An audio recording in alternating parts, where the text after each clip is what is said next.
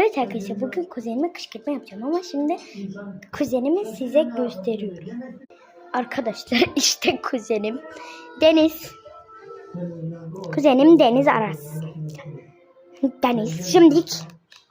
Hay ya, bakın televizyonu bozdu, pislik o pislik. Deniz. Gel buraya.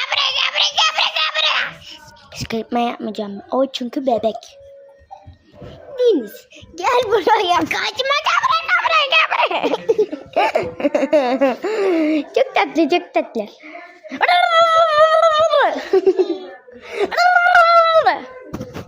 Kalk bakayım. Kalk ayağa kalk.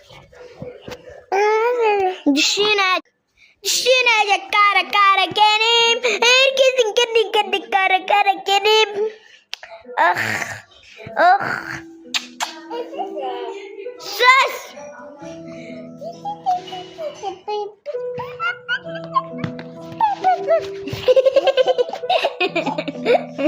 Ha bebeğim al. Çok komik ya. Bebeğim. Bu videodan bu kadar. Kışkırtma bebeği nasıl yapayım?